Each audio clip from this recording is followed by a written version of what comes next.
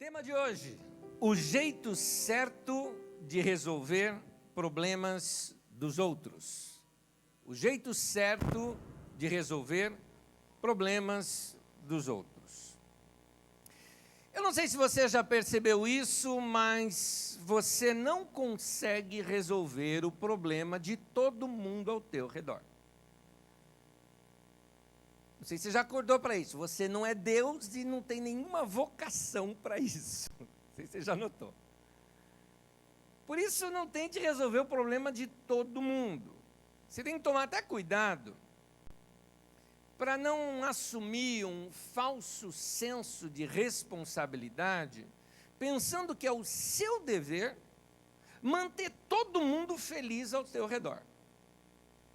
Não tente resolver o problema de todo mundo simplesmente porque você não consegue e também não foi criado por Deus para isso. Sim, é nobre, é admirável querer ajudar o máximo de pessoas quanto lhe for possível. Mas, e também é nobre e cristão entendermos que nós sempre precisamos estender a mão a qualquer pessoa que precisa. Mas o problema é que quem se envolve com o problema dos outros acaba se desgastando, fica estressado, fica doente por dentro e vai acabar também atrapalhando os outros e estragando a si mesmo. Antes era uma só pessoa com problema e agora são dois, a pessoa e você. Porque você assumiu o problema da pessoa para você. Lá em Marcos, no capítulo 4, Jesus conta uma parábola. E vocês me permitam a minha liberdade poética agora aqui no texto, porque eu só estou pegando a moral da história do texto, não estou fazendo uma exegese do texto aqui agora, mas apenas uma liberdade de tomar a moral do texto, porque Jesus conta ali uma parábola de que o semeador saiu para semear e uma semente caiu num lugar cheio de espinhos, outro caiu no meio de pedras, outra caiu num lugar e veio assim no meio do caminho, veio a ave do céu e comeu e levou a semente, e uma só caiu em boa terra. Ele fala ali 4 tipos de solo, tudo mais. Eu sei que Jesus está falando sobre a semeadura da palavra de Deus e fala do coração das pessoas em como recebem a palavra de Deus. Por isso que eu disse agora que eu quero quase que tirar o texto do contexto e usar a moral da história. Jesus conclui ali que somente 25% são terra boa, o resto é terra ruim. Jesus conclui. Tem pessoas que elas vão querer continuar com seus problemas. Quando Jesus ensinou essa parábola, ele dizia que quando o semeador semeou aquela palavra e tudo mais, ele repete muito a expressão: quem tem ouvidos para ouvir, ouça. Essa parábola ela tem a ver com a palavra e a atitude de quem ouve. Só que o que Jesus mostra é que parece que somente uma minoria, 25%, tem uma atitude aberta para ouvir. Qual é a moral da história? Tem gente que nunca vai te ouvir. Não adianta insistir. Talvez só 25% te ouça. Outros não vão te ouvir. E às vezes a pessoa está até perto de você, mas ela não vai te ouvir. E tem espinho, tem pedra, não ouve conselhos. Não adianta desistir. O que fazer? Desistir? Não, não é desistir, não é deixar a pessoa para lá. De maneira alguma isso, porque isso seria uma atitude anticristã. O que eu quero mostrar é que tem a ferramenta certa para ser usada. E a ferramenta certa, nesse caso, não é dar sermão, não é ficar falando, eu te disse, igual aquela dos carangos e motocas. Lembra disso, Calia? Um monte de gente riu, cara, não é só você não. Não adianta insistir em falar. Existe uma outra ferramenta que é uma ferramenta própria para este caso. Ferramenta correta, não são conselhos, não são sermões. Me refiro, obviamente, a pessoas que nunca te ouvem, gente que não te dá ouvido, por mais que você fale, é esse tipo de pessoa que eu estou dizendo. A ferramenta correta é a oração. Essa é a ferramenta correta. Para nós sermos sensíveis à oração, Agora eu vou chamar atenção para nós. Nós precisamos desacelerar um pouco. Cantamos há pouco uma poesia dos Vencedores por Cristo, dizendo: ao orarmos, Senhor, vem encher-nos com o teu amor, para o mundo agitado esquecer. Nós vivemos num mundo agitado, levamos uma vida muito agitada, é por isso que nós temos dedicado tão pouco tempo à oração, por isso que somos, às vezes, insensíveis à oração. Nos nossos dias, tudo tem que ser muito rápido. Você sabe disso. Se alguém demora para te atender o telefone, você fica irritado. Não é assim? Se o computador demora um pouco para abrir, você já quer começar a dar tapa, como se tapa fosse acelerar igual pneu de bicicleta, sabe? Vai bater para ele andar, mas que isso? Você que brincava de pneuzinho, lembra disso? Pensa que faz o mesmo computador, não dá, não funciona. Hoje em dia, o item paciência virou artigo de luxo. São poucas pessoas que têm. Nossa vida é muito agitada. Tudo nos nossos dias, por exemplo, tem que ser rápido e interessante. Estamos na era do marketing, da publicidade. Você vê, por exemplo, quando você vai assistir um videozinho no YouTube, por exemplo, entra uma propaganda. Aquela propaganda, quem fez a propaganda, ele tem 5 segundos para chamar a tua atenção para que você não clique em adiantar. Para você ouvir a propaganda dele. Aqueles 5 segundos ele tem que atrair a tua atenção. Se ele não atraiu, perdeu. Perdeu, ninguém vai ver a propaganda dele. E as pessoas se enchem quando um discurso, um sermão, uma reportagem ou um filme não se torna interessante já nos primeiros 5 minutos, porque você já sabe que é um programa um pouco maior, de 1 hora, então você fala, não, nos primeiros 5 minutos, se não chamou a atenção, você já começa a bocejar, ficar chato, esperando que tenha um alçapão ali debaixo do pastor que abre, cai, tem a jacaré lá debaixo, né? Alguma coisa parecida. Nós estamos na era da indústria do entretenimento e, paradoxalmente, na era do tédio. Que coisa! Tanta diversão e tanto tédio. Muito triste descobrir que boa parte do ser humano, de um modo geral, isso acontece na maioria das nações no mundo hoje, não sabe ficar só, não sabe se interiorizar, refletir sobre as nuances da sua existência, se curtir, ter um autodiálogo. Pouquíssimas pessoas do meu relacionamento pessoal, pensa aí no seu, pouquíssimas pessoas da minha própria convivência, são pessoas que param para contemplar flores, por exemplo, jardins, árvores, céu, estrela, lua, sol, nuvem. Pouquíssimas pessoas hoje em dia se sentam para bater um papo sem que aquele papo precise chegar a algum lugar ou resolver alguma situação. Normalmente, nossos papos são agendados. A gente senta, bate um papo, mas Bom, agora vamos falar sobre, não é, o assunto pelo qual nós nos reunimos. Dificilmente alguém senta para bater um papo num lugar agradável. Banco de praça, então, nem se fala. Até porque você vai ser assaltado. Né? Então, hoje a maioria das pessoas estão conectadas. E falo como um parceiro de vocês. Desde que me envolvi com o mundo da informática e o mundo internetico, antes de existir internet, por exemplo, já era uma pessoa completamente digitalizada na minha cabeça.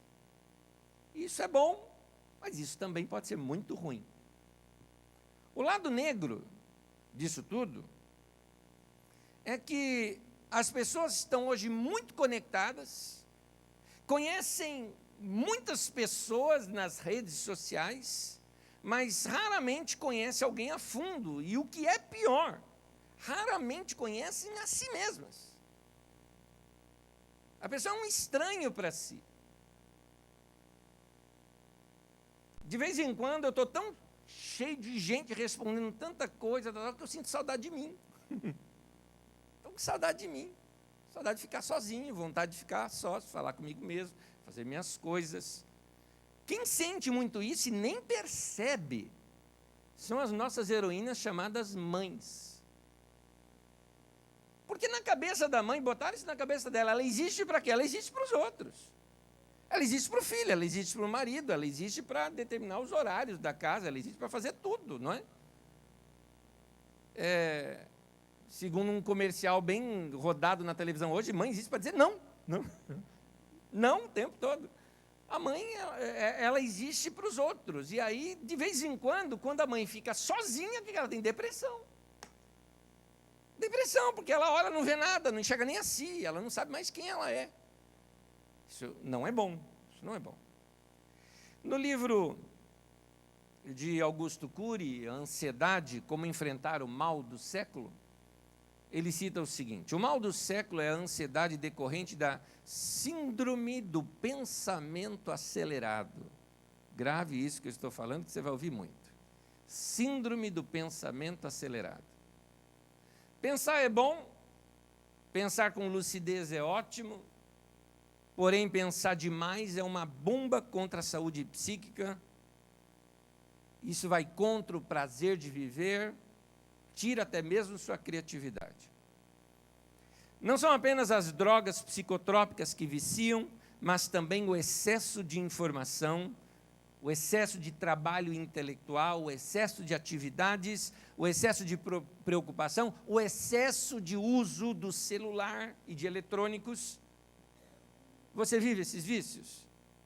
Todos eles levam a mente humana ao mais penetrante de todos os vícios, o vício em pensar. Muitos entre os melhores profissionais padecem desse mal.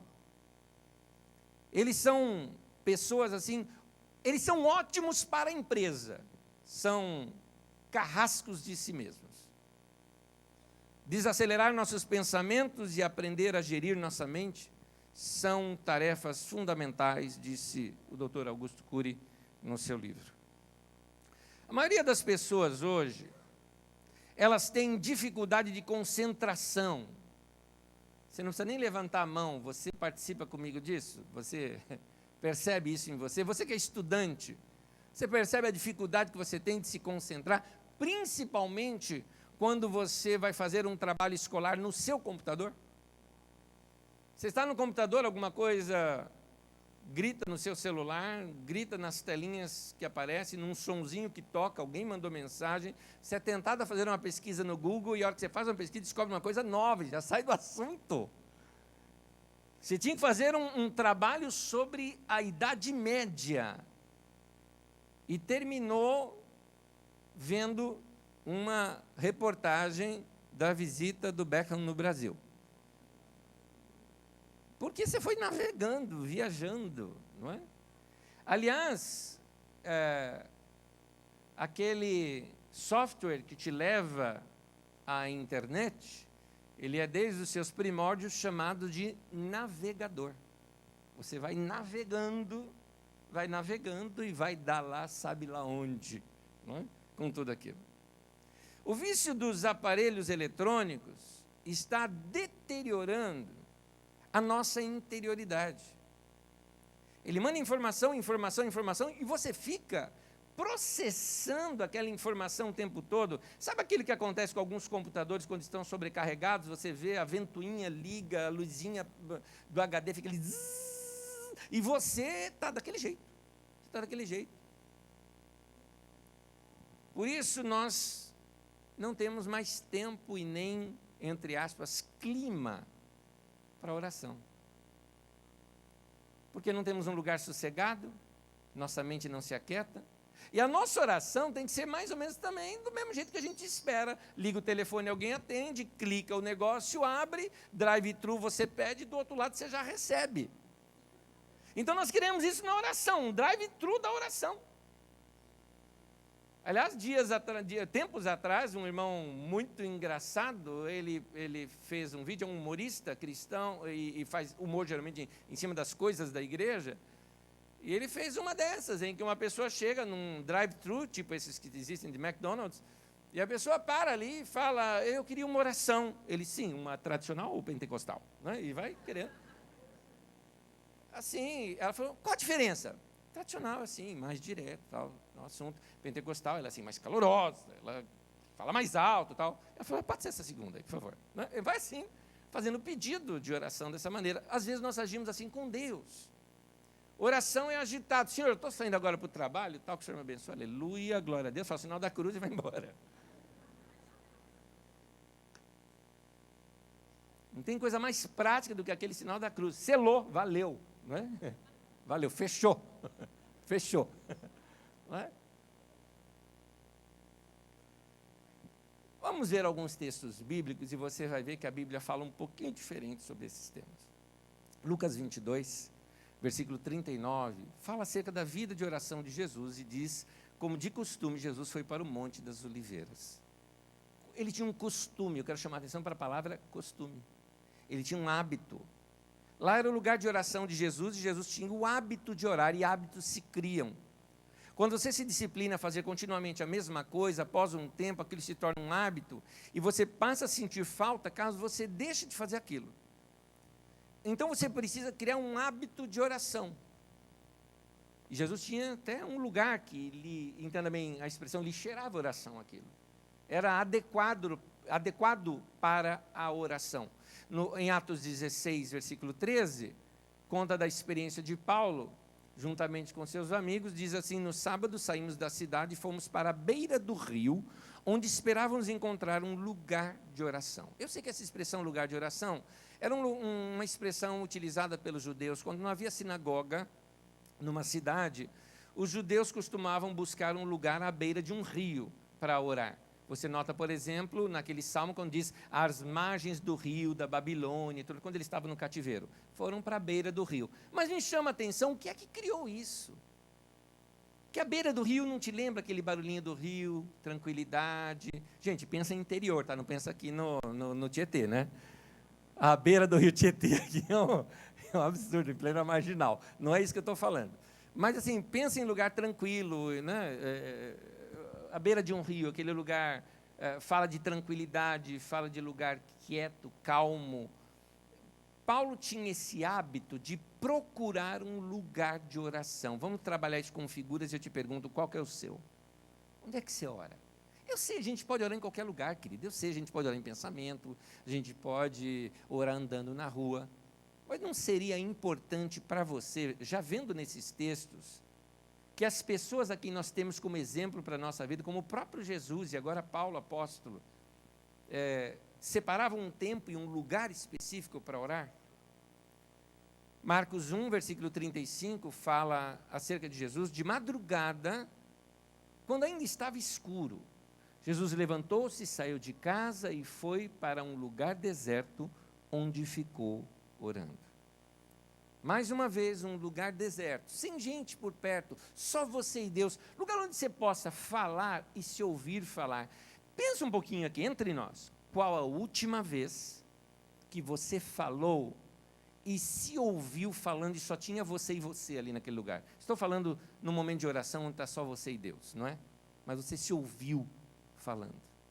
Você percebe como nossa vida é agitada, a gente não tem tempo nem para a gente mesmo? Nem para a gente ter um tempo com o nosso Deus e Criador, por causa da agitação? Marcos 6, versículo 46, diz assim, tendo despedido a multidão, subiu a um monte para orar. Mais uma vez, Jesus sai do meio do povão, sai da agitação, sai do meio do trabalho e vai orar. E um detalhe, Jesus estava cansado, mas ele precisava desse tempo com Deus. Nós também precisamos. Lucas 5, versículo 16, diz assim, mas Jesus retirava-se para lugares solitários e orava. Nosso mestre tinha essa necessidade, será que nós não temos? Gente, estamos falando de Jesus. Você nota que oração não é só porque você precisa de oração, mas oração tem a ver com comunhão com Deus. Tem que virar parte do seu estilo de vida. Nós precisamos desenvolver esse hábito de ficarmos a sós com o Senhor. Jesus mesmo andando numa íntima comunhão com Deus, ele sentia a necessidade de separar-se de tudo para estar a sós com o Pai. Se você é mãe, deveria ler um pouquinho, talvez, sobre a vida de Susanna Wesley. Uma mulher dentro das práticas da época, dentro das disciplinas rígidas que eram da época, mas ali você tem uma mulher que tem, se não me engano, 8 filhos e separava um bom tempo para orar por cada um dos seus filhos. Então, eu vejo que a gente também precisa disso, não é verdade? Nós precisamos de oração. A gente vive essa vida agitada e essa agitação nos distrai ou nos hipnotiza. Ficamos hipnotizados com o conhecimento. E quando nós estamos não só hipnotizados, mas estamos viciados, nós queremos uma coisa nova. Você fica até com bronca daquela pessoa que pegou, viu algo engraçado e te mandou, e você fala, isso aí eu já vi um mês atrás. Precisa de ser algo novo, que é vício, né? Você quer uma droga nova, que te faça rir mais do que aquela anterior que você já riu. Então, nossa vida agitada, nós trabalhamos demais. Nós gastamos demais. Nós fazemos coisas demais. E o pior, queremos fazer tudo ao mesmo tempo. Tanto queremos fazer tudo ao mesmo tempo que você quer trabalhar, entrar na internet, comprar pela internet, para que já entregue na tua casa, na hora que você chegar em casa, já usar o produto. Agitadíssimo. Nem aquele prazer antigo que se tinha, vamos sair para comprar alguma coisa, nem esse prazer você tem mais. Tudo é tão agitado. O Salmo 127, versículo 2, diz assim, é insensato trabalhar demais para ganhar o pão. É tolice, é besteira. Levantando cedo e deitando tarde. Esse texto está dizendo que é errado trabalhar? Não. Eu sublinhei ali a palavra-chave. Demais. Isso sim. É tolo trabalhar demais. Trabalhar é bom e produtivo. Mas tudo que passa dos limites se torna danoso. Agora, não é só trabalhar demais que faz mal. Tudo que é demais não é bom. Inclusive, o uso do celular, das redes sociais, o uso da TV, do videogame, dos estudos, qualquer coisa que seja feita em grandes proporções, na qual você pode aplicar a palavra demais. Tudo que é demais, negativamente falando, é ruim. Então, coloca um pouquinho mais de tranquilidade. Até como um alvo seu até o final desse ano, porque você não vai conseguir sair desse culto e já pisar o pé no freio e desacelerar. Você tem muitas coisas que já comprometeram você nessa semana. Você já marcou que amanhã tem jogo do Brasil e você vai levar um pessoal na tua casa e tem que sair daqui do culto e fazer compra. Já está agendado. Não tem mais jeito, não dá para voltar atrás. Então você tem que fazer um planejamento para desacelerar, faz um alvo. Vou terminar esse ano com mais qualidade de vida. Vou terminar esse ano mais desacelerado. Vou me desconectar um pouco. Vou curtir mais gente do que coisa. E o principal, que tem a ver com o nosso assunto de hoje, vou me dedicar mais tempo para a oração. Recupera o valor do descanso. Algumas pessoas têm vergonha de dizer que estavam dormindo. Era sábado de manhã, numa semana de feriado como essa, tocou o telefone de casa. Eu estava na cama. Falei, vai tocar até se quiser. Isso porque eu não lembrei de zerar o seu som, porque aí você nem me ouviria. E vou dizer mais, eu estava a fim de levantar e falar com aquela voz de sono mesmo. Alô? Para ouvir a pessoa do outro lado. Te acordei. Aham. Estava fazendo, como eu vi essa semana, uma tirinha assim, das 7 maravilhas do mundo. Uma, descansar. 2, dormir. A outra, uma cochilada. E aí vai. O pior de tudo é que essa agitação toda nos deixa desconectados. A gente pensa que nós estamos conectados, nós estamos completamente desconectados com as nossas mais íntimas necessidades e mais ainda, com as necessidades das pessoas que estão ao nosso lado. Até porque hoje ninguém tem problema, né? Ninguém tem problema. Abre o Facebook da pessoa, o cara está rindo, maravilhoso, foda, tá legal, tá todo mundo jóia, não é? Todo mundo legal. E você sabe também que aquela pessoa que pode estar triste é porque ela quer levar uma cantadinha ali na internet, queridinho, e ela vai ficar, e vai ficar bem. Não é? Ela vai ficar bem. Não é? Então, e tudo virtual, nenhum abraço real. Por não percebermos as necessidades das pessoas, o que acontece? Não oramos por elas. Tema de hoje, o jeito certo de resolver o problema dos outros. Estou chegando nele. Hoje eu quero falar com você sobre essa necessidade de nós orarmos pelas pessoas que nos cercam. Nós estamos estudando sobre o tabernáculo, numa série aqui. E nesse momento do nosso estudo, estamos sobre o tabernáculo e o lugar santo. E aqui agora, já que falamos tanto de TV, me deram imagens aqui do tabernáculo. E eu quero tirar uma lição simples aqui desse interior do tabernáculo. Eu tenho mais algumas imagens aqui que mostram que esse lugar... O lugar santo era dentro dessa tenda. Dentro dessa tenda nós temos 2 outros ambientes. Vamos ver aqui. Coloque para mim, por favor, as próximas imagens. Aqui, quando você entra dentro da tenda, esse era o lugar santo. Você tem ali o candelabro à sua esquerda, a mesa dos pães à sua direita e o altar de incenso ali. O candelabro, ele tinha 7 chamas ali ao longo dele, é um castiçal. Por isso ele era aceso e ele iluminava a mesa dos pães, ele iluminava o altar de incenso. Próxima imagem, por favor. Essa é uma perspectiva para você ter uma ideia. Então, como todo lugar era revestido de ouro, ao acender as lâmpadas as chamas, as lâmpadas, como era chamada, do castiçal, do candelabro, ele iluminava a mesa dos pães, assim como também todo o caminho para se chegar até o Santo dos Santos. Mas tem ali também aquele pequeno altar antes da cortina, que é o altar de incenso. Cada um desses móveis simboliza algo para nós. O candelabro, que nós vamos tratar mais ainda nos próximos domingos, fala sobre o Espírito Santo. A mesa dos pães fala da comunhão dos santos. Você lembra do pão da ceia? O corpo de Cristo. O altar de incenso, no próprio livro de Apocalipse, fala do incenso como sendo as nossas orações diante de Deus. Isso nos ensina uma coisa. Dentro do lugar santo, então, pode colocar os itens para mim, por favor?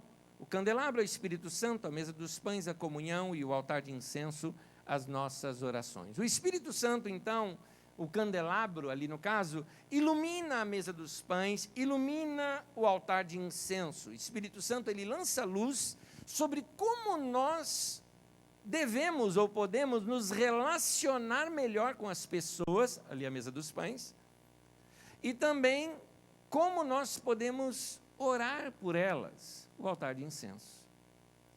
Mas na agitação toda, nós não vamos ouvir a voz do Espírito Santo. Vocês já devem conhecer nas Escrituras Sagradas a história de Elias, que querendo ouvir a voz de Deus, foi numa caverna, e ali na caverna teve trovão, raios, relâmpagos e trovões, e ele achando que Deus iria falar, daqui a pouco um terremoto, tal, e ele achando que Deus ia falar. Quando Deus realmente fala com ele, diz que foi um sussurro bem suave, um som como de uma brisa suave. Ali Deus falava. É daquela maneira que Deus fala. E aí você não ouve, você não percebe. A voz de Deus não é uma voz que você ouve, é uma voz que você sabe. Um saber interior. Você percebe e sabe, é Deus. Você sente paz. Mas na agitação, paz e agitação me parecem ser contrapostos. Nós estamos com uma vida muito agitada e nós não percebemos as pessoas ao nosso redor. O que é isso? Nós estamos com uma vida muito agitada e nós não estamos percebendo a voz do Espírito Santo que está iluminando, mostrando as necessidades das pessoas e mostrando também quando nós devemos orar pelas pessoas. Mas nossa vida agitada não nos permite isso. Por isso nós precisamos de comunhão com o Espírito Santo. Tempo com Deus, porque Ele vai lançar luz, mostrando essas necessidades das pessoas e como nós podemos orar pelas pessoas. Quando nós acordamos dessa nossa hipnose dos nossos pensamentos, dessa síndrome do pensamento acelerado, eu não sei se você já acordou para isso, não é? Mas se você acordou para isso, você vai notar que dá aquela sensação de alguém que estava preso numa caverna e descobriu o caminho da liberdade. Você quer voltar e contar para todo mundo. Mas nós olhamos para as outras pessoas e percebemos que elas também vão estar hipnotizadas, obcecadas, insensíveis, cheias de problemas. E nós queremos ajudá-las de alguma maneira. O modo errado é se envolver no problema da pessoa. E você pega problema também, mas não é esse o caminho. Principalmente quando a pessoa não te ouve. Ela não tem tempo para mais um sermão, ela não tem tempo para mais um post seu, ela não tem tempo para mais um conselho seu, ela não quer nada disso. O que você pode fazer? Orar por ela. Essa é a melhor maneira de orar. O Espírito Santo, ele nos ajuda nesse momento. Em Romanos, no capítulo 8, no versículo 26 até o 29, o texto bíblico diz assim: da mesma forma, o Espírito nos ajuda em nossa fraqueza, pois não sabemos como orar. Mas o próprio Espírito intercede por nós com gemidos inexprimíveis. E aquele que sonda os corações conhece a intenção do Espírito, porque o Espírito intercede pelos santos de acordo com a vontade de Deus. E sabemos que Deus age em todas as coisas para o bem daqueles que o amam, dos que foram chamados de acordo com o seu propósito.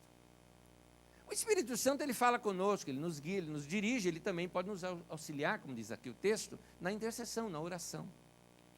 Aquela necessidade de se orar por alguém. Eu levo muito a sério quando eu sonho com alguém. Não preciso ligar para a pessoa e falar, sonhei com você. Não preciso fazer isso. Não é? Desculpa, irmã, eu vou brincar com você, mas foi você que me fez isso aqui. Um dia eu estou aqui na casa da pessoa, sonhei com você. Eu falei, legal, o que foi? Que você morreu. Falei, legal. Legal. O que você acha disso? Eu acho que é da tua cabeça. É claro. Vai achar que é uma revelação aquilo? Você está doido. Desculpa, irmã, brincando com você está aqui. Mas, quando eu sonhar que você vai morrer, você vai ver. Queria ver se fosse eu chegar para você.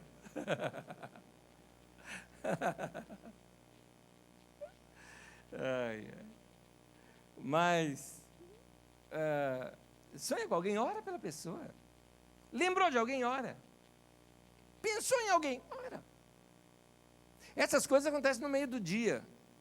Mas por que não aquela boa e velha maneira de separar um tempo para uma listinha de oração? Vou contar um negócio para vocês. Minha avó, Dona Linda, era uma mulher assim, muito interessante, com todos os seus jeitos e trejeitos. E uma das coisas que aconteceu, já na sua velhice, minha avó tinha o costume de ficar cantarolando e às vezes falava sozinha. Ela não percebia, como ela não ouvia, ela não percebia que ela estava falando sozinha, ou que estava falando em voz alta. Um dia eu cheguei à noite da escola, e eu chegava bem tarde em casa, quase meia-noite, e escutei aquele, no quarto da minha avó, eu já comecei a rir, falei, a avó está falando sozinha, e eu era zoeiro. Já grudei o ouvido lá na janela do quartinho dela para ver o que ela estava falando naquele momento. A hora que eu pus meu ouvido ali, eu vi que ela estava orando e ela ainda cita o meu nome. Olha pelo Nezinho, Senhor, abençoa a vida daquele menino. E eu assim, tá certo, continua aí, deixa. Tá bom, valeu. Ela estava orando por mim. Para mim valeu muito aquilo, sabe? Ela citou o meu nome diante de Deus. Ela me amava.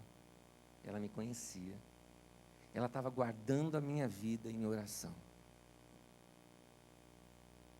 Orem pelos seus.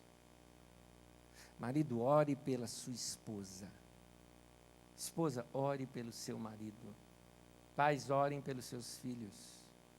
Filhos, orem pelos seus pais.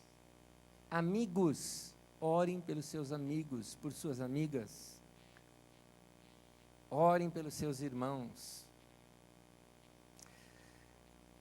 Percebe que a oração tem a ver com amor? Tem tudo a ver com amor, né?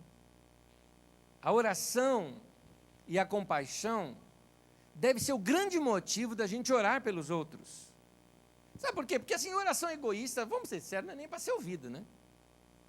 O que eu quero dizer com isso? Estou dizendo quando você ora por alguém, mais como uma macumba do que como oração, sabe? Aí não dá. Tipo, Deus, abençoa logo esse cara, ele para de me encher. Vera, isso não é amor. Você não está orando pelo bem da pessoa, você quer se livrar. Não é esse tipo de oração que eu estou falando. Quem ama sabe como orar. Basta seguir o amor. O amor é a maior força espiritual do universo. Livro de João, 1 João capítulo 4, no versículo 16, diz assim: Deus é amor. Olha que expressão forte, Deus é amor. Todo aquele que permanece no amor, permanece em Deus e Deus nele. Então, quando nós amamos alguém, olha o que nós estamos aqui, entenda a minha expressão, ativando. Olha o que nós estamos fazendo nesse momento na oração. Em nós. E nas pessoas por quem nós amamos também. Eu quero dar uma dica aqui sobre pelo que orar pelas pessoas. Esses itens que eu peguei hoje, eu vou continuar no domingo que vem, mas esses itens que eu peguei hoje, eu tirei das orações de Paulo. Eu acho curioso saber como os outros oram, não é curioso? Eu, por exemplo, fiquei aquele dia assim, gostei de saber como é que minha avó orava quando ela estava sozinha. Então, uma pessoa como Paulo, que eu admiro bastante, gostou de saber que nas Escrituras tem algumas orações que ele fez que estão escritas. Daquelas orações dá para a gente tirar algumas lições sobre o que ele orava. Primeira coisa, sobre o que você pode orar pela pessoa, e aqui baseado nas orações de Paulo, ore para que a pessoa conheça a vontade de Deus para a sua vida. A vontade de Deus é o melhor que existe. E tem gente que não tem a mínima ideia disso. Ela está desnorteada, sem rumo, sem direção. Ora para que a vontade de Deus seja conhecida por aquela pessoa, seja revelada para aquela pessoa. Ore para que aquela pessoa entenda a vontade de Deus. Essa expressão na Bíblia também existe como entender a mente do Senhor. Que ele comece a ver as coisas na perspectiva de Deus, como Deus vê.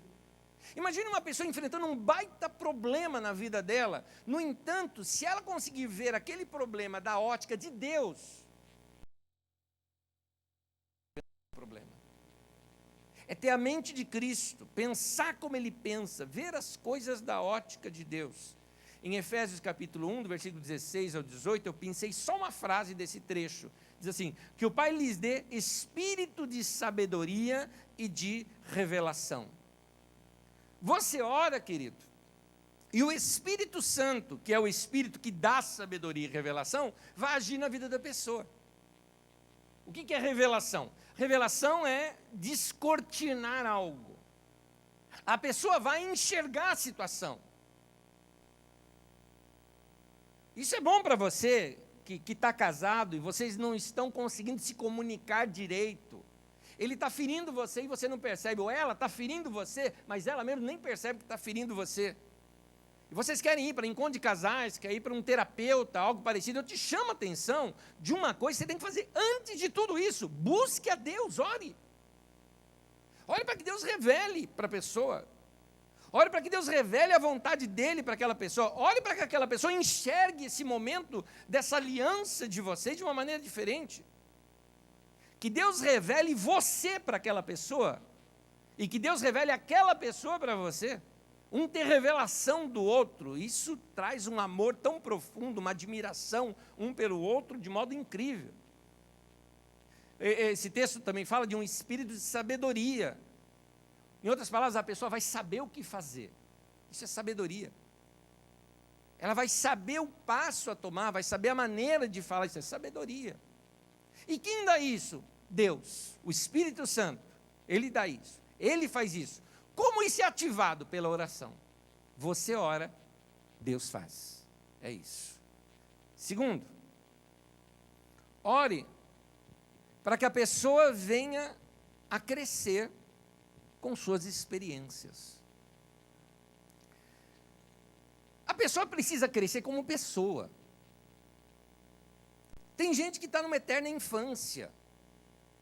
Tem pais que não deixam seus filhos crescerem, porque isolam seus filhos de qualquer tipo de experiência. O que nos traz crescimento? O que traz maturidade para a gente? A Bíblia, por exemplo, diz que quem é maduro sabe discernir pela experiência que ele passou na vida, ele sabe discernir o bem e o mal. O maduro sabe. Hebreus 5, versículo 14.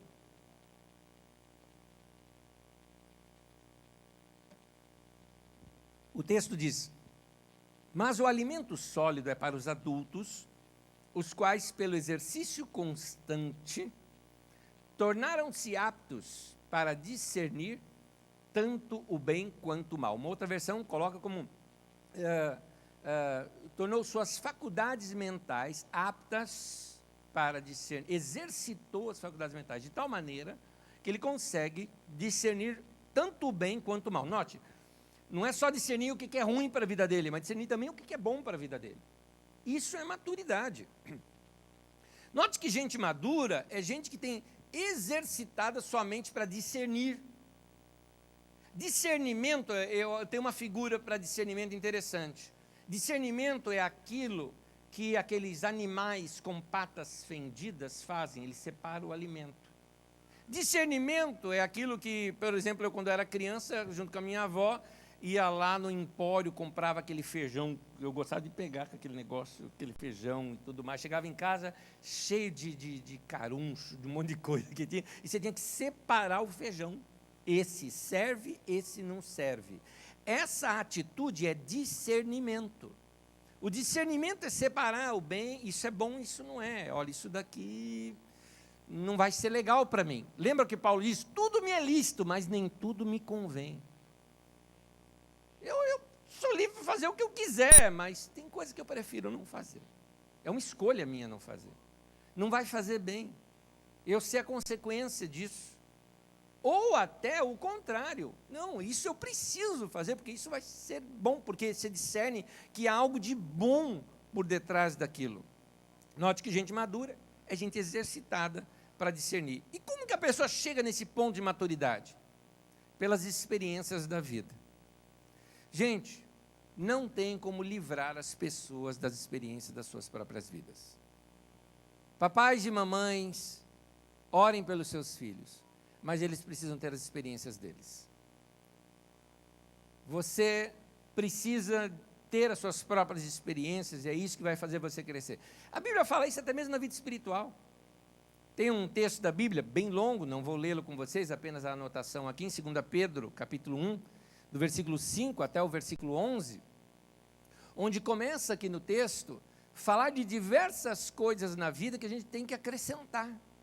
E ele fala para você acrescentar a sua fé, você acrescentar virtude. À sua virtude, você acrescentar conhecimento. E é assim que é a vida cristã, não é? Primeiro a gente começa assim com aquela coisa linda, puxa, eu creio em Deus, que maravilha, joia, agora vamos ter um pouco de virtude. Vamos ter práticas coerentes com o que a gente crê. Então, você xingava a pessoa, você não vai xingar mais. Você começa a mudar seu comportamento com pessoas. Mas aí Paulo fala, já passou dessa fase? Legal, então agora vai ter mais conhecimento. Vai estudar mais as Escrituras. Vai conhecer um pouco mais os ensinos bíblicos e até em outras áreas. Você já cresceu em conhecimento? Ótimo. Então agora acrescente a isso o domínio próprio.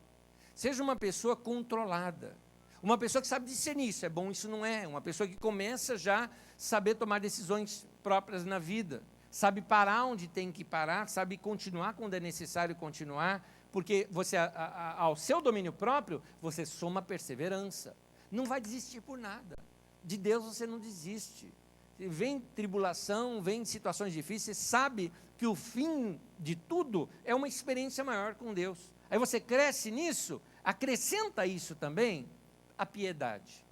Tenha misericórdia de outros que estão passando por situações assim. Vai fazer alguma coisa que sua vida sirva de alimento para alguém. Porque dar fruto, pensa bem, uma árvore não come do seu próprio fruto. São os outros que comem do fruto daquela árvore. Pessoa que dá fruto é alguém cuja sua vida agora está alimentando a vida de outros. Ele já não é mais uma pessoa que vive só para si. A isso acrescente a fraternidade, comunhão, relacionamentos. Se doe para as pessoas, tenha amizades fortes, abençoe vidas, tenha aliança com pessoas. E, sobretudo, o auge da nossa vida, amor, maturidade no amor. Gente que ama, que se dá, que se entrega. Jesus fala, ninguém tem maior amor do que esse, que dá a vida pelos seus próprios amigos. Alguém que se doa, se entrega, que serve, nasci para servir. Quando ele entende isso, ele chegou onde deveria chegar. Porque no reino de Deus a gente cresce para baixo. A gente cresce para servir. Ponto mais alto, a posição mais linda que a gente chega no reino de Deus é de servo inútil. Aquele que fez tudo que tinha que fazer e fala, eu fiz só o que eu tinha que fazer, eu preciso fazer mais. Então, uma pessoa que adquiriu essa ideia de que está na vida para servir os outros, essa pessoa está atingindo a maturidade. Então, as nossas experiências pessoais e como nós reagimos a elas, pode nos trazer um grande crescimento. Você está enfrentando uma doença, você já parou para pensar que isso pode ser, na verdade, entenda a minha expressão aqui, uma passagem, não para outra vida, mas para essa aqui mesmo. Você está com medo de ser uma passagem para outra vida. E eu estou querendo dizer que é uma passagem para essa, para um novo momento da sua vida que você vai ter aqui. Você está enfrentando uma dificuldade muito grande, é uma transição para algo maior na sua vida. Se nós fugirmos das dificuldades, fugirmos das experiências que nem sempre são gostosas, nós vamos ter que fazer uma coisa, vamos ter que voltar a esse ponto do nosso crescimento mais tarde, para ter de novo uma outra experiência, para então sermos graduados. Isso significa que quando você foge, não é? Não, eu não quero ter experiências novas na vida, tá bom, você vai dar uma volta, você vai chegar naquele ponto da vida de novo. Para passar ali, você tem que experimentar coisas. Então, nós precisamos orar para que, nós estamos falando de orar pelos outros agora, para que a pessoa por quem nós estamos orando, venha crescer no Senhor e venha aprender com as suas experiências. Nós podemos orar assim. Agora, eu oro e Deus vai fazer. Deus vai falar com a pessoa. Deus vai dar a ela espírito de sabedoria e revelação. Uma terceira coisa que eu vejo que Paulo orava, orar para que os olhos do coração da pessoa sejam iluminados. Essa expressão eu encontro naquele mesmo texto que nós já lemos de Efésios 1, 16 a 18. Oro também, diz ali o texto, para que os olhos do coração de vocês sejam iluminados. Você ora, e Deus é quem vai abrir o coração da pessoa. Os olhos do coração iluminados, o que é isso? A pessoa vai voltar a enxergar a vida. Tem gente que está cega na vida. Tem gente que parou de viver. Tem gente que, e aí, usando a expressão da minha avó, que se encabrunhou. Não é? A pessoa se voltou para si mesma. Vive um ostracismo, não é? A pessoa se fechou. A pessoa se isolou. E quando os olhos dela são abertos, ela enxerga a vida. Puxa, a vida é melhor do que o que eu estou vivendo. Eu posso ter uma experiência melhor. Os olhos dela vão brilhar novamente. Quantos maridos não queriam ver isso nos olhos de suas esposas? Quantas esposas não queriam ver isso nos olhos dos seus maridos? Os olhos brilharem novamente. Estou falando um pelo outro mesmo. E isso pode começar pela oração. Esse assunto de romance é tão divino que está no centro da Bíblia, num livro tratando só sobre esse assunto, que é o livro de Cântico dos Cânticos. Mostra como Deus se importa com isso. Mas começa pela oração. Não é só oração, mas começa pela oração. A oração vai dar para a pessoa também inspiração, ideias, criatividade, revelação de Deus. Quando uma pessoa me pergunta, né, o que você precisa, querido? Queria fazer algo por você. Ora por mim, preciso. Não toma isso como somenos, não, tipo, vai lá, ora aí. Não, não, não, é importante mesmo. Eu preciso de inspiração, de revelação de Deus. Eu preciso de ideias. E isso vem pela oração dos meus irmãos. Eu oro, mas eu preciso que você ore também. Então, ore pelas pessoas ao seu redor. Ore pelas pessoas que te cercam, para que eles sejam inspiradas, para que os olhos deles sejam iluminados. E a Bíblia diz, os olhos do coração sejam iluminados. Uma pessoa que tem os olhos do coração iluminados, entenda bem, você, como eu já disse aqui, você olha para uma pedra e vê uma pedra, ela olha para uma pedra e vê outra coisa. Ela consegue, ela está inspirada para a vida, a pedra é linda, a árvore é bonita, o ar é gostoso, uma música é curtida, um olhar é valorizado, um bate-papo é coisa boa, porque ela está inspirada para a vida. Os olhos do coração dela foram iluminados. E Paulo está dizendo, eu oro por vocês, para que o coração de vocês, os olhos do coração de vocês, sejam iluminados. Precisamos orar assim pelas pessoas, para que as pessoas consigam ver Deus na vida. Entende, irmãos, o que eu estou falando? Eu sei, Deus nos céus, aleluia, Deus no Santo dos Santos, maravilha, Deus na vida, na terra, aqui, nas pessoas, não estou aqui pregando panteísmo não, querido, por favor, só estou te mostrando de curtir essa onipresença de Deus, de experimentar esse Deus presente, esse Deus vivo, mas nas pessoas, na vida, no que é bom, de poder ver o amor de um pai por um filho e falar, estou vendo Deus ali, de poder ver aquele trabalhador jardineiro arrumando ali, plantando uma florzinha, e você vê Deus naquilo ali. De poder ouvir uma canção e falar, meu Deus, quanta inspiração, vê dele. Conseguir enxergar Deus, sabe, discernir o bem e o mal. Você consegue ver Deus também nas coisas. Isso vem de olhos iluminados. Ore, meu irmão, ore por você, mas ore pelas pessoas também. Para terminar, nós não podemos resolver o problema de todo mundo, mas Deus pode. Por isso mesmo, nós precisamos de menos intromissão e mais oração. E a última coisinha que eu quero te mostrar aqui sobre oração, pode pedir para você ficar em pé já comigo, por favor, que eu vou terminando, mas continue mantendo sua atenção comigo aqui.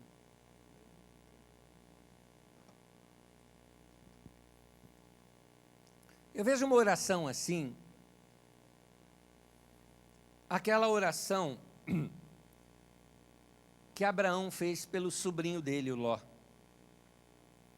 Aquilo é o que eu chamo de um modelo aqui para esse momento nosso de oração, porque vai falar de fé em Deus, vai falar de misericórdia, mas vai falar também do amor, como de um pai para um filho. O Abraão, ele era como um pai para o Ló. O pai do Ló, irmão do Abraão, morreu. Tanto que quando Deus fala com Abraão para sair lá da terra e ir para o lugar, ele leva o Ló consigo. Ló era um sobrinho que virou filho adotivo para ele. Filho do coração. Ló foi lá para as bandas de Sodoma e Gomorra. E Deus chega para Abraão e fala, aquele lugar lá vai ser destruído, Abraão. Vai acabar com tudo. Aí o Abraão começa a argumentar com Deus. Deus, mas assim, se tiver ali umas 50 pessoas justas, o senhor ia destruir? Não, não destruiria. Abraão fica quietinho. Não tem, né?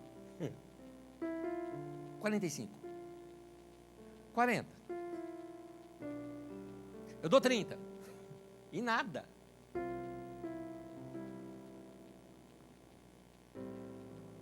É interessante que Abraão, na verdade, nem fala para Deus acerca do Ló.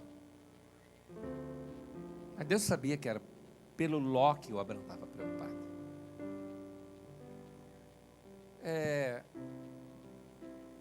Tem algumas coisas na oração que parecem incoerentes, que eu vou te citar aqui agora.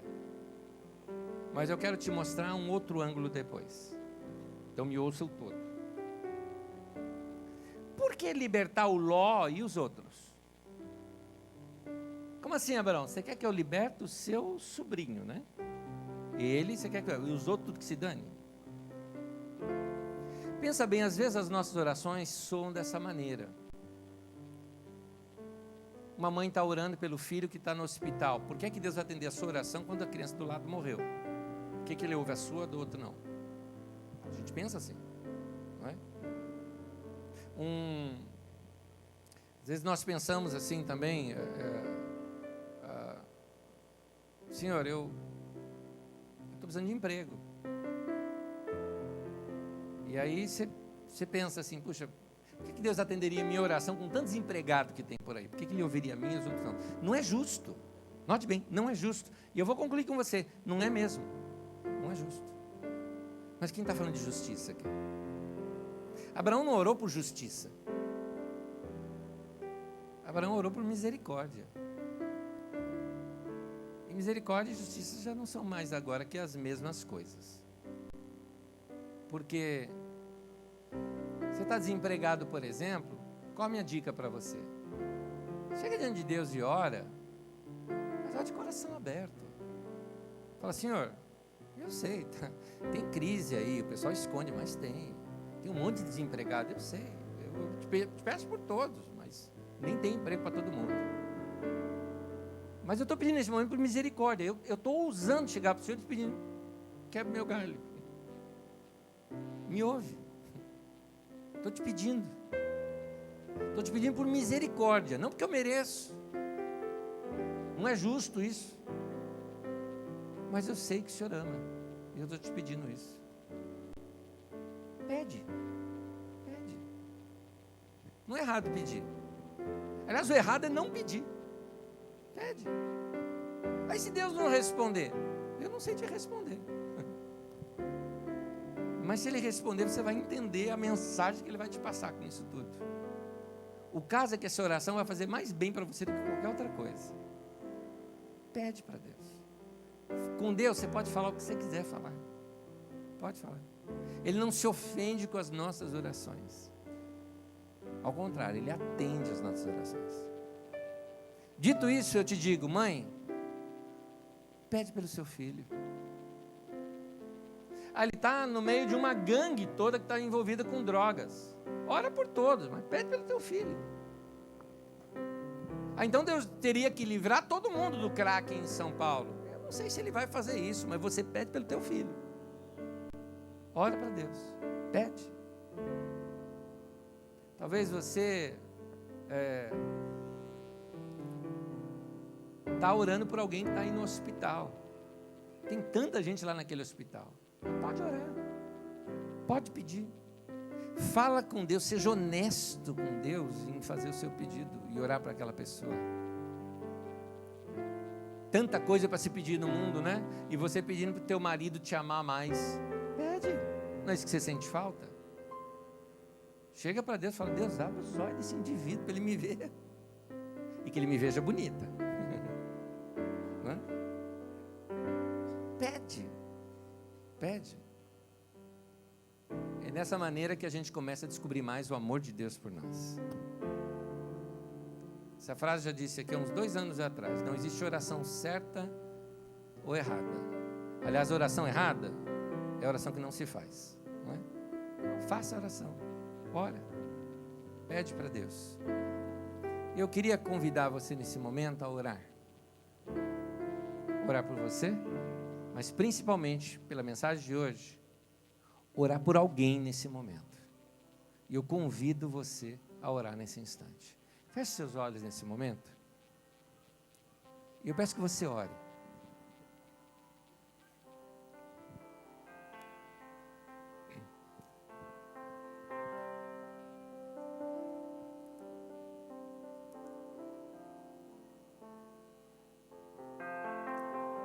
Fale com Deus aquilo que você quiser falar nesse momento.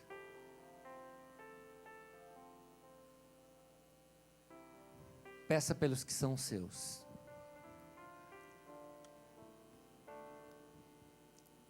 Ore pelas pessoas que você ama.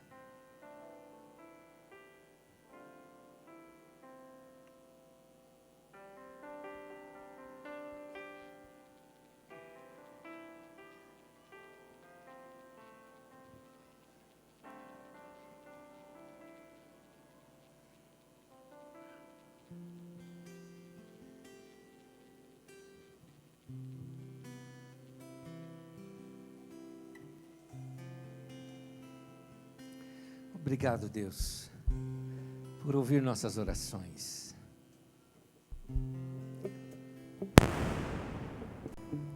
Que o Senhor nos abençoe, Senhor. Que o Senhor nos guarde. Que o Senhor abençoe os nossos.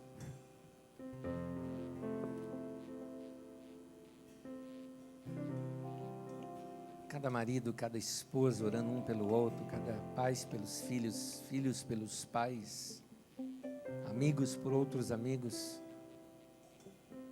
Usa essas orações, esses desejos do coração sendo colocados diante do Senhor. E enquanto oramos, Senhor, vem encher-nos com o Teu amor. Vem transformar as nossas vidas. E dá ao Teu povo a segurança.